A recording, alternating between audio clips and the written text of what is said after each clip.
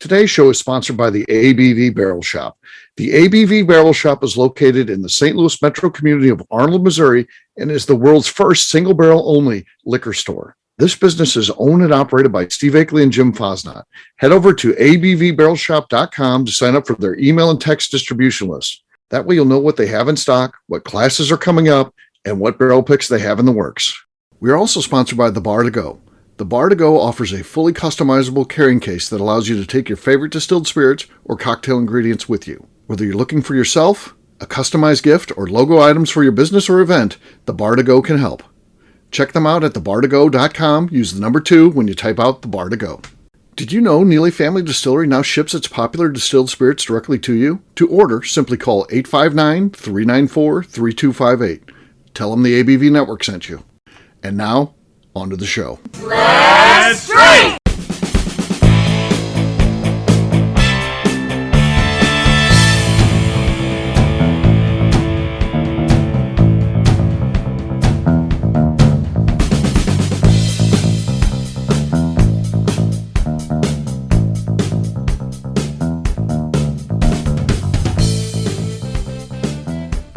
Welcome to the Bourbon Daily, the podcast about everything bourbon delivered to you every day of the week. Today on the show we discuss Neely Family Distillery's recent feature in the New York Times.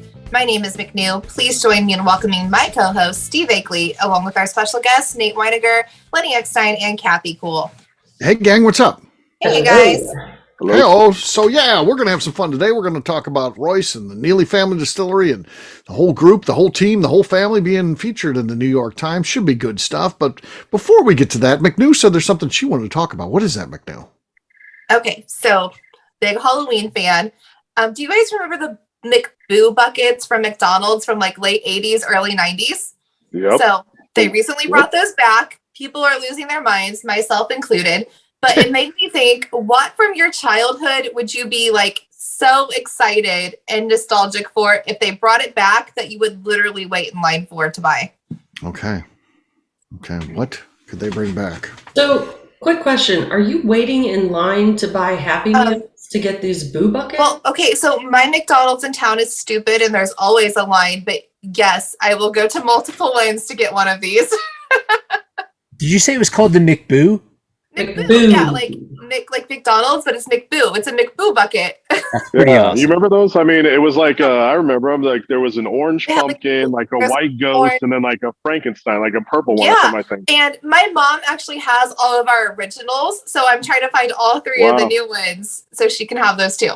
Oh wow! Yeah. I don't remember that. There you go. Boy, what? I don't know that. Anything I'd be looking forward to bringing back from when I was a kid. I don't know. What would like that a be? Stretch Armstrong or something? It can be a toy, whatever. I mean, I had Stretch Armstrong, but I don't think I'd want one now. Yeah. I didn't want Stretch Armstrong 5 minutes after I opened the damn thing up. I felt for the commercials. Those weren't that great, but I felt all right. So here we go. Stretch Armstrong is a big deal with me because that was the toy I had to have. That was with my family. From Santa, you got one big gift a year, and then the rest, my mom gave you jeans and shit you needed to buy for school and shit like that. Right. Box and all this shit. And I'll be goddamn if Stretch Armstrong was the thing. And I was, of course, so excited when I get it, and then I realized 5 minutes after playing it, it's stupid. And then. But as an adult, I look back and I saw you can Google an old ad for Stretch Armstrong. It cost like $8.88. That was my big Christmas gift. God damn it! But this was early 70s, 80s money, Steve. That's probably it has to be at least $17. Be like $24 now. Oh, inflation. That's like $700. I'm so angry about that. My mom owes me some gifts. I feel. I gotta talk with her. Back then, that's a cool thing though. As a kid, right? You didn't know about costs and price. You didn't know about factor. Then you just had to have what you had to have. What you wanted, man. What was popular? Yeah. My mom was big on getting our glasses. I think maybe it was Dairy Queen, or somebody where you would get like a glass and it would have maybe a Flintstones character on it, or Disney, and you could collect them all. Burger King had the Disney ones. Like every time like a new movie would come out, like Burger King partnered, and you'd have like a line of characters. There was like 4 every new release. Yeah, I remember getting those. I don't know if I necessarily need them now. but more glasses to put booze in. I guess, yeah. Those are highball glasses. Those old ones. Those are highballs. And there used to be they had like real glass ones that used to have like Batman. I think like when Batman Forever came out, they were smaller. Stuff like that. Oh, I'm going back to the 70s. These back were to like the 70s. Flintstone characters and Mickey Mouse, Minnie Mouse. I wish they had like a cryptid series. I would like that. Bigfoot and Mothman and Loch Ness Monster. Lenny X-Time. Which place do you think should do that? Which fast food should be on cryptids? Yeah, well, we need to push for this. As a group, we need to start a petition and see if we can get Arby's. All kinds of meats. All kinds of meats? Oh, okay. So we don't have them near us because they're West Coast, but In-N-Out, because they do the animal style fries. Okay. I think they would be fitting to do cryptids. Yeah. What's that mean? What you just said. What was that word? Animal style fries? Mm-hmm. They're disgusting. It's on the secret menu. That's all the sauce and crap piled on your fries. Never heard of it. Yeah. I'll tell you. In-N-Out animal style. You'll be really disgusted, but probably intrigued too. He doesn't eat meat, so he's a vegan. It's still interesting. Lenny's vegan. Yeah. That's fish fries. Yeah. Farthest from. But you know what? I will tell you, this is funny because just recently, all my dreams came true because when I was little, this sounds crazy, but there was a store. It's kind of like it would be like a 7-Eleven back in the day. They called it PDQ, standing for pretty darn quick, I guess. Oh, PDQ.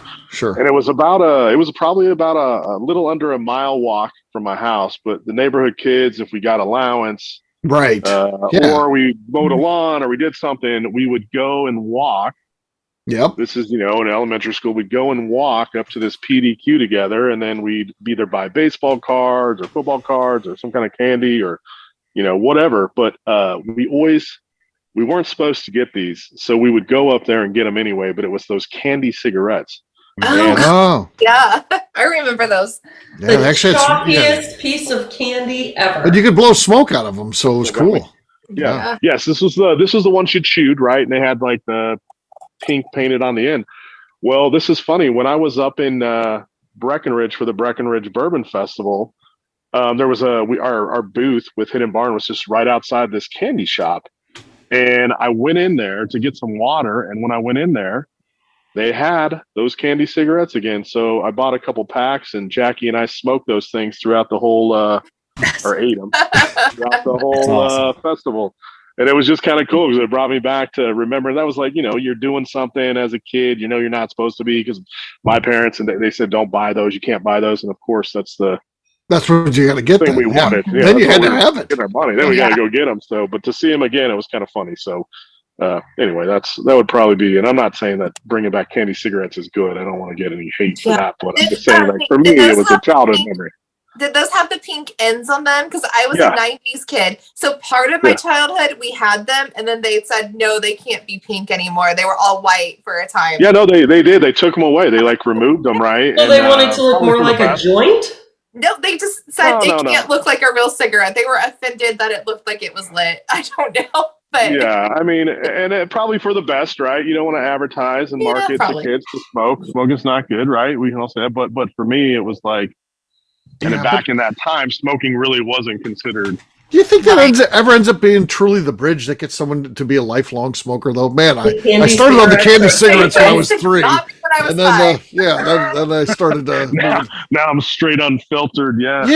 I don't think so. I don't know. I think that's another path to meth. Definitely was not your parents' chain smoking. It was those candy ones that were the I grew up in St. Louis, Missouri, and the home of Anheuser-Busch, and they were integrated into our childhood. Every school picnic and stuff like that, they sponsored it. All the prizes were winning like beer glasses and stuff like that. And like the damn horses weren't showing up to every Christmas parade. Like exactly. All the parades. You'd go down there for a your school could take you down there for a tour. You get to go through, and they let you have just a tiny taste, so you could taste what the beer tasted like.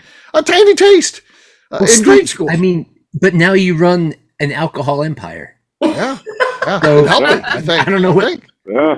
Yeah, I'm not saying it's bad. I think it's great. I don't think candy cigarettes are the problem. I don't think Anheuser-Busch being involved in my youth was a problem. I think it was a good thing. I think it normalized it. I think I just looked at like when you went to college and remember the kids that were super sheltered. Maybe they went to private school because the public school was bad, and their parents were the helicopter parents of the day, and they didn't let them do anything. And then, man, they go wild, but they don't make it very long in college. They're done after a semester or so. But yeah, man, they burn out quick though. But man, they just went crazy when their parents are there for them. So Yeah, I agree.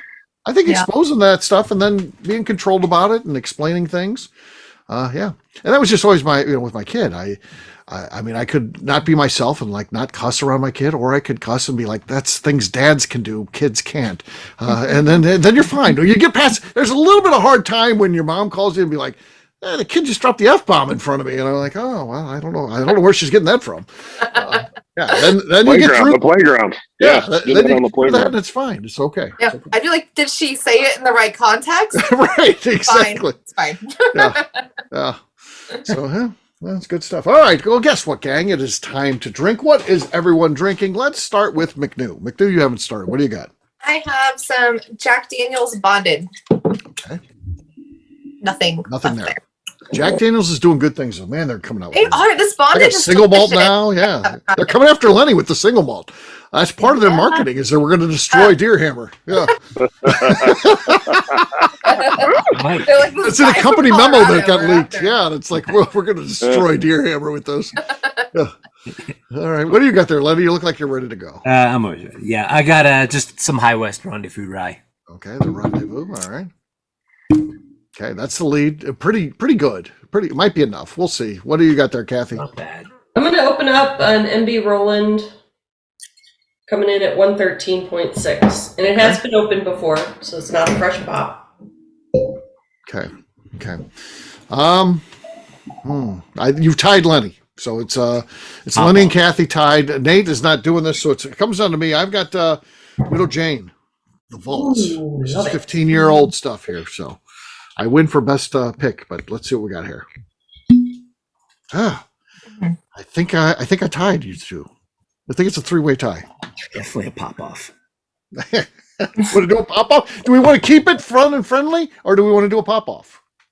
Do we get to pick another bottle? Yeah, you get to pick another bottle. no. Pop off. All right, I'll go first. Here we go. Nothing. Oh, I was gonna get something good there. Okay. That sounded like the Broncos in overtime in that Thursday night game right there. Yeah. Okay. Kathy, what do you got? Oh my God, Lenny! Whoa, Good luck with that now. Yeah. Well, I mean, no knock on the bottle itself, but since 291 is never the most audible for cork pops, although the whiskey's quite tasty, I'm not going to waste Cannon, and I doubt this one is. You never know. You never know. No. Oh! Jeez, that was Lenny's best ever. He got her. Michael I'd say he Myers. got her. Yeah. Absolutely. Cheers. Yeah. Wow. Cheers to Michael Myers, Philip. Eric, the whole crew. He's doing a speech. I owe you guys. Yeah, he got it. So cheers, gang. Guys, All right. We'll take a quick break. And then when we come back, we're going to be talking about Neely Family Distillery making the New York Times. We'll do that in just a few.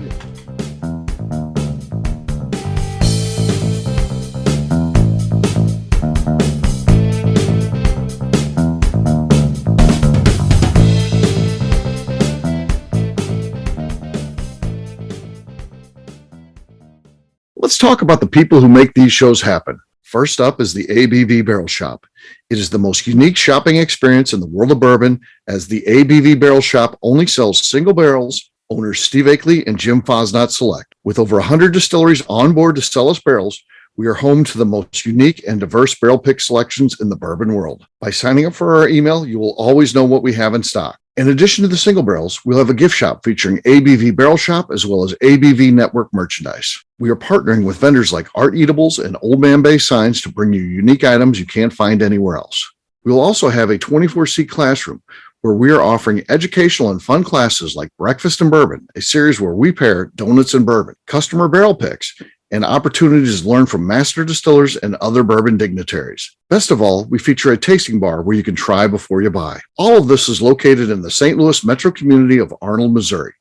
If you are in the St. Louis area, please stop by to say hi. If you're traveling in from outside the area, please take advantage of our hotel rates with the Drury Inn and Pear Tree Inn, less than a mile from our shop. This can be done via the links in our Visit St. Louis section on our website. Head over to abvbarrelshop.com to plan your trip. The ABV Barrel Shop. It's where single barrels live. Hi, this is Steve Akeley, owner of the ABV Network. We're sponsored by the Stave and Thief Society.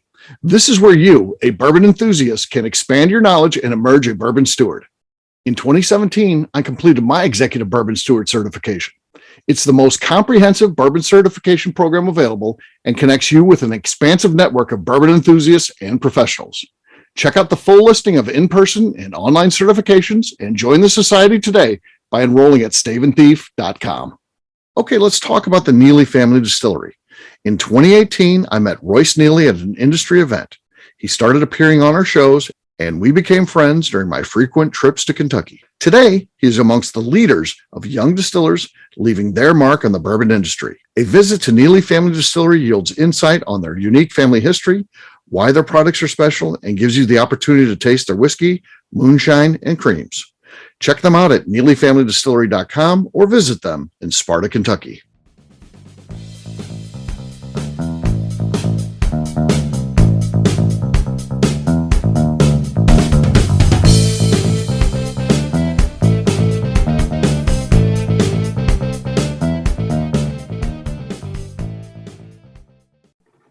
Scott Pinkowski loves the Bourbon Daily.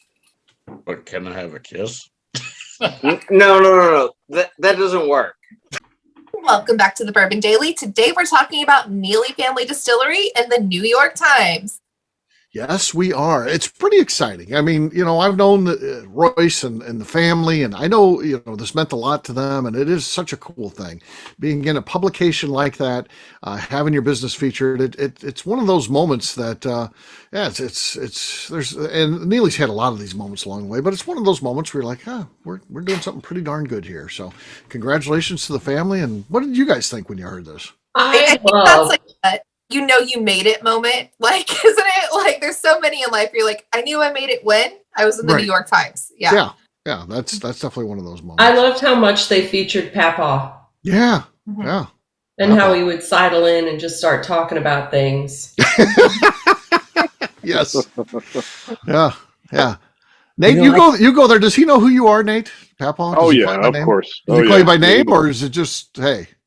I think he knows my name, but probably not. Probably not. We have a lot of conversations. I mean, I feel like it took me years to get that, and finally, then he calls me Egley, but he calls me something, and it's close. He's fantastic, by the way. I mean, the guy is fantastic. Oh so, I mean, he's just great. We were doing something out there, and he was out there, and I just talked to him for about an hour, just about the farms and the history around his house and all that. And it's just great. He's just a great person. So I love his stories. But for me, it's well deserved. I mean, I think that there's a very historic and interesting history with the family and the 11th generations and the moonshine and the story that comes from that is movie worthy, right? And I know you highlighted some of that in Kindred Spirit and so I think that that's one piece of it, but then you've got Royce and what he's made there and his family. But when you go out there and Royce they've worked their tail off, and Royce has worked his tail off to get that from scratch and up to where it is. And they've had a lot of people come in there. I think that they've been featured and other things, and they've had a huge volume of people that come there and really enjoy that distillery. And he's putting out a great product too. I mean, that's one of the reasons why I wanted to partner with him, because of just how hard he works and the great product he puts out and the people around him and his family. So I'm not surprised. I think that he's going to continue to and Neely Family Distillery is going to continue to make waves, and so I'm very happy for them. And it's cool. I read it, and it was fantastic, and I just think Couldn't it's happen to better people either. yeah. It's just it's a tribute to their family, and I think that it's a great story. So yeah. What do you think? Yeah, I would echo all of that, and I think there's a lot of awesome personalities in bourbon and broader whiskey in general. But if you're thinking about super major publication looking to pen out a story, I kind of think if you were to pick the top 5, not just cool startups, but cool startups that actually have a very compelling story, I think Neely Family Distillery is unquestionably in the top 5 in this country. Right. For the past 10 years. There's a lot of cool stories out there, but they're not to take away from any of them, but the story might be dude, you'd never believe it. We found out our great-great-grandfather used to make whiskey. That's cool, but a little bit more legit as to what's going on here and how it came to be. With 11 generations, yeah. Well. Yeah, I mean, I just think it's worthy of the storytelling, the story being told, and I mean, I guess again, just to echo what everyone else said, I think it's rad. It was really cool. Initially I came across it via, it was probably social media, but then reading the article, it was just very fun to read that whole, first half. What I do think is cool about it, and again, it's one of those moments that you made it, but it's just an affirmation of what you're doing is right, because you know what? Who has to believe in that first? Yourself. You gotta. Royce Neely was there by himself making that whiskey, and there's a lot of lonely nights, I'm sure, in that distillery by himself, and he talks about that. Now it's a circus atmosphere because everybody wants to go by there and see what they're doing and take tours and see Miss Becca Sue and see Papaw. They know who he is, but there's a lot of times when how that business gets built is Royce Neely in that distillery by himself, living there, right. 7 days a week, cranking out whiskey. And, is anybody singing his praises? The New York Times knocking on his door? Then no one cares, but you have to care. And you got to keep doing what you're doing and you got to push yourself. And that's what we see the story of Royce Neely being is to keep going. And ultimately, you hope that one day the audience will find you.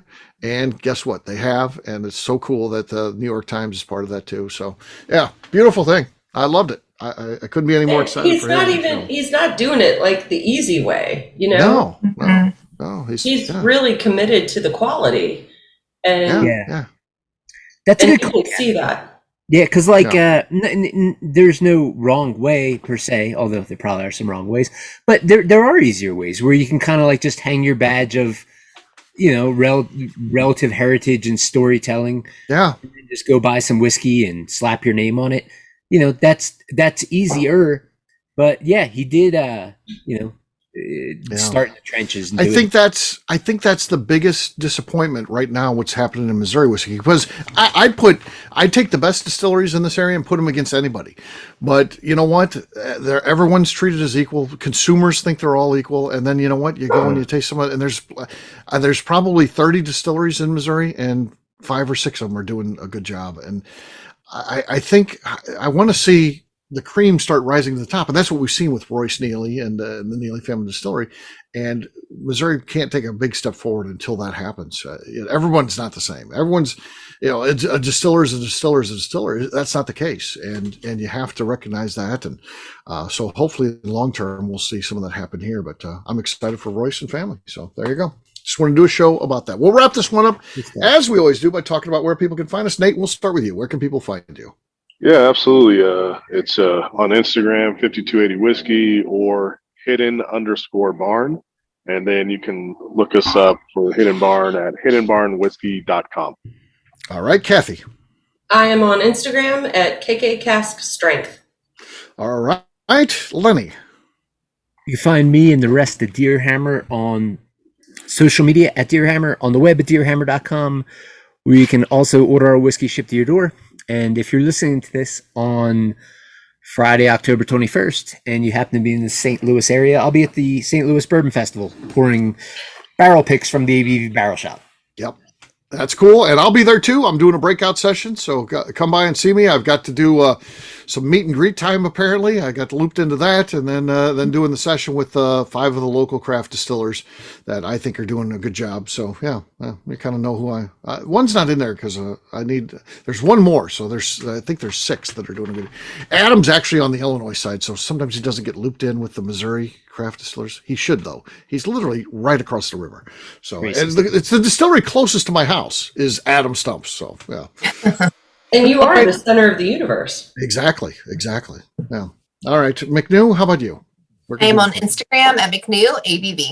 All right. For me, I'm an easy guy to find. I'm at Steve Akeley on Twitter, Instagram, or Facebook. I've got a website, steveakeley.com. The important website, though, abvnetwork.com. Please check out our shop as we start getting to the end of the year. I know Lenny loves doing a lot of holiday shopping. And be like him, head over to abvnetwork.com and shop for all your Christmas needs there. And please come by and see us, ABV Barrel Shop. Sign up for our email distribution over at abvbarrelshop.com. McNew, anything else to say before we get out of here?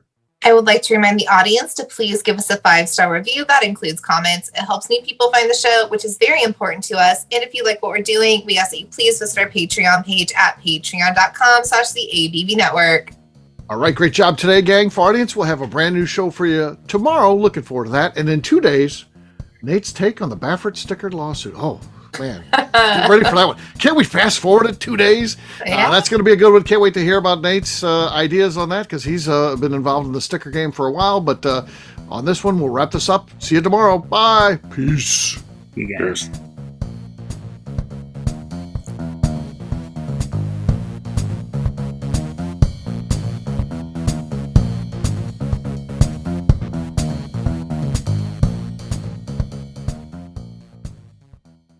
Before we finish the show, let's talk about some great companies that support the ABV network. First up is Moonshine Still Pro. Moonshine Still Pro has a full line of products to help the home distiller. Whether you want to experiment on the stove in your kitchen or you're looking for a bigger setup in your backyard, owner Russell Creed and his team can help. They have multiple still offerings, accessories, and even grain from their partners at Goldstone Mill to assist you in making whiskey on par with your favorite distillery. They can also help you with some fabricated parts you probably can't make yourself if you are attempting a DIY still project. Learn more or order your still or parts at moonshinestillpro.com. Another friend of ours is the Goldstein family at Goldstone Mill. The Goldsteins offer a variety of heritage and heirloom grains to make the finest whiskeys in the world. Plus, they are more than just a grain company. They are truly consultants to make sure the grains they are providing to you or your business meet your highest expectations. Additionally, they work with mills around the country, ensuring shipping is as low as possible for their customers. If you're a distillery, brewery, or even doing this at home, Goldstone can assist you. Check them out at goldstonemill.com, call them at 217-254-6613, or check in via email at hello@goldstonemill.com. Last but not least is the ABV Barrel Shop. While we don't get to play in the allocated bourbon game because we aren't selling the other products you have to do to get those, we do have access via our friendships in the bourbon industry to some really cool stuff. Have you ever seen your favorite craft distiller selling some really cool limited offerings only in their gift shop? I'm talking things like the hazmat offering Distillery 291 did for their 10th anniversary, or Neely Family Distillery's Papaw's birthday barrel. They don't have enough of it to send it out to distributors, so they only sell it via their gift shop. Well, companies like Distillery 291 and Neely Family Distillery have agreed to sell us 2 or 3 cases of these offerings moving forward, meaning our store will have the access to some of the rarest whiskeys in the world. Way more difficult to come by than the allocated bourbon offerings with a national release. Yes, they will be extremely tough to come by, but if you're a customer of our store, you'll have a chance to get them. Get signed up for our email or text list over at abvbarrelshop.com so you don't miss out. The Bourbon Daily is part of the ABV Network. For more information or to become a sponsor, please visit abvnetwork.com. Thanks for listening and cheers.